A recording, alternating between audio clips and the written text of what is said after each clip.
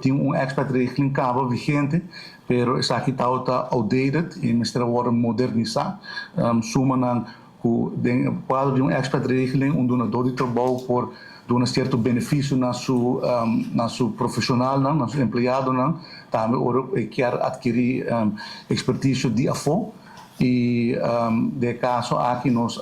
queremos que é importante para nós para começar a atrair nos local não back nos arabianos não que está dentro exterior e donador de trabalho é incentivo para buscar arabiano para vir back Aruba e também para buscar outro profissional não para ajudar que é parte mais complexa de nossa economia tem continuamente uma escassez de personal e personal qualificado. Por motivo é nós enfocar também que a regra está aplicável para local, rubiano, que vai estudar no exterior. Então, tem diferentes sumas que donador de trabalho por nosso empregado 5 exato na pago de imposto e, por exemplo, nós revisar toda a suma que, por exemplo, é autokostenvergoeding, telefoonkostenvergoeding, representatiekostenvergoeding, tipo de incentivo que donador de trabalho está oferecer empregado para ser atrativo para entrar para uma companhia e de caso aqui atrativo para atrair gente de por exemplo nos rubianos que estão na Holanda para vir back a Aruba também nós introduzir por exemplo agora com donador de trabalho está dando auto de trabalho na seu empregado usualmente tem que agregar de 5% de entrada nós percorrer para tem dois arreglos novos para auto híbrida e para auto elétrico visão do governo está para acelerar a transição de energia, procurar ter mais auto elétrico para Aruba virar mais resiliente, menos sushi, menos dependente de petróleo. Então, por exemplo, nós auto regular tem de 5% de maneira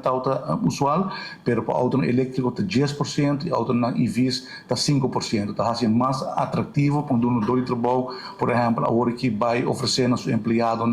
auto elétrico. Também nós revisar diferente de cifra na suma com donador de trabalho para donar seu empregado, por exemplo, para desayuno, para lunch, para comida caliente, também para vivienda, também, por exemplo, ora que busca empregado de afo, botinco paga seu gasto de transporte, seu embudo, nós aumentar aqui também de 5.000 frim para 20.000 frim,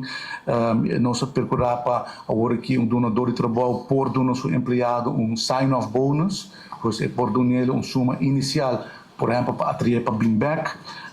nós procurar para ampliar o momento na que o donador de trabalho por donar seu empregado uma gratificação, por exemplo, para bom performance, por dizer cada 5, 10 de 5 anos, por donar uma recompensa, 5 que tem consequência negativa para o empregado, assim é o donador de trabalho por recompensar seu empregado de uma forma financeiramente mais atrativa e reter assim também o personal que está trabalhando dentro da sua empresa.